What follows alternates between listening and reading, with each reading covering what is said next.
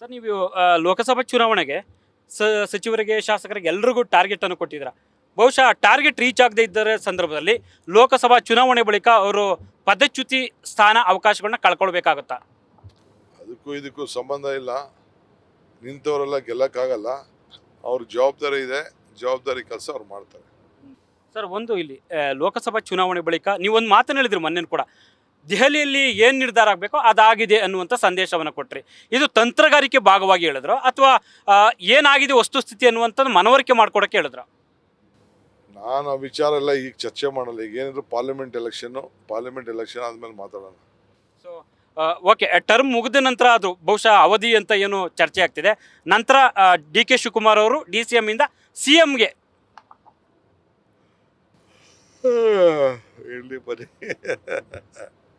Sir ಆಸೆ ಇಲ್ವಾ sir? ಈಗ ಎಲೆಕ್ಷನ್ ಆಸೆ. ನಾನೇನು ಸನ್ಯಾಸಿ ಅಲ್ಲ. ಇಲ್ಲಿ ಬನ್ನಿ, ಅವೆಲ್ಲ ಆಮೇಲೆ ಮಾತಾಡೋಣ. ಬಟ್ ಸದ್ಯಕ್ಕಂತೂ ಆ ರೀತಿ ಫೈಟ್ ಇಲ್ಲ. ಯಾವ ಹೋರಾಟನೂ ಇಲ್ಲ ಸರ್. ಒಕ್ಕಲಿಗ ಸಮುದಾಯದ್ದು ಮತಗಳ ಲೆಕ್ಕಾಚಾರದಲ್ಲಿ ಮತ್ತೆ ಲೀಡರ್ಗಳು ಸಭೆಗಳನ್ನ ಮಾಡ್ತಾ ಇದ್ದೀರಾ ಒಂದು. ಎರಡನೇದಾಗಿ ನೀವು ಮಠಗಳಿಗೆ ಒಕ್ಕಲಿಗ ಸಮುದಾಯದ ನಾಯಕರೆಲ್ಲ ಭೇಟಿ ಕೊಟ್ಟಿರುವಂಥದ್ದು. ಇವೆಲ್ಲವೂ ಕೂಡ JDS ಬೆನ್ನಿಗೆ ನಿಂತಿರುವ ಒಕ್ಕಲಿಗ ಸಮುದಾಯಗಳನ್ನ ಸೆಳೆಯುವಂಥ ಲೆಕ್ಕಾಚಾರನ ಅಥವಾ ಏನು ಅಂತ ಸರ್? ಎಲ್ಲರೇ ಒಕ್ಕಲಿಗರೆಲ್ಲ JDS ನಿಂತವ್ರೆ. ಅವೆಲ್ಲ ಸುಳ್ಳು.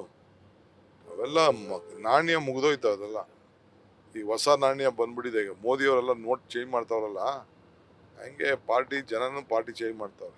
ಅಂದರೆ ಚಲಾವಣೆಯಲ್ಲಿ ಇಲ್ವಾ ಸರ್ JDS ದಳಪತಿ? ಇಲ್ಲ, ಅದೆಲ್ಲ ಮುಗೀತು. ಟೈಮ್ ಆಯ್ತು ಅದಕ್ಕೆಲ್ಲ. ಎಲ್ಲರಿಗೂ ಒಂದೊಂದು ಟೈಮ್ ಅಲ್ವಾ. ಶಿಲಾಯೋಗಂ ನರಾಯೋಗಂ ಅಂತ. ಶಿಲೆಗೊಂದು ಕಾಲ, ನರಕ್ಕೊಂದು ಕಾಲ ಅಂತ. ಅಂದರೆ ಶಿಲೆಗೊಂದು ಕಾಲ, ಮನುಷ್ಯಗೊಂದು ಕಾಲ ಅಂತ. KPCC ಅಧ್ಯಕ್ಷರು ಚಲಾವಣೆಯಲ್ಲಿ ಇದ್ದಾರೆ ಹಾಗಾದ್ರೆ? ಡೆಪ್ಟಿ ಚೀಫ್ ಮಿನಿಸ್ಟರ್ ಇದ್ದೀನಿ, ಪಕ್ಷದ ಅಧ್ಯಕ್ಷ ಇದ್ದೀನಿ. ಸರ್ ಮುಂದೆ ಈಗ ಭಾಳ ಮುಖ್ಯವಾಗಿರುವಂಥದ್ದು, ನೀವು ಬೇರೆ ಎಲ್ಲ ರಾಜ್ಯಾದ್ಯಂತ ಪ್ರವಾಸವನ್ನು ಮಾಡ್ತಾ ಇದ್ದೀರಾ. ನಿಮ್ಮ ಹೇಗೆ ಸರ್ ಟೈಮ್ಗಳನ್ನ ಹೊಂದಿಸ್ಕೊಳ್ಳೋದು, ನಿಮ್ಮ ಆರೋಗ್ಯದ ಕಡೆ, ಕುಟುಂಬದ ಕಡೆ, ನಿಮ್ಮ ಜನರ ಜೊತೆ ಒಡನಾಟಗಳದ್ದು, ಸೊ ಹೇಗೆ ಬ್ಯಾಲೆನ್ಸ್ ಮಾಡ್ತಾರೆ ಎಲ್ಲ ಸರ್? ಅದೇ ಭಾಳ ಕಷ್ಟವಾದ ಪರಿಸ್ಥಿತಿ. ಶ್ರಮ ಆಗ್ತಾ ಇದ್ದೀನಿ, ಫಲ ಸಿಗ್ತದೆ ಅಂತ. ಸೊ ಮೊದಲಿಂದ ಕೂಡ ಶ್ರಮದಿಂದಲೇ ಫಲ ಸಿಕ್ಕಿದೆ.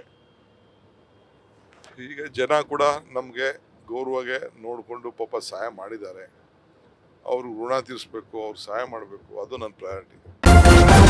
ನ್ಯೂಸ್ ಫಸ್ಟ್, ನಿರ್ಭೀತಿಯಿಂದ ನಿಮ್ಮ ಪರವಾಗಿ.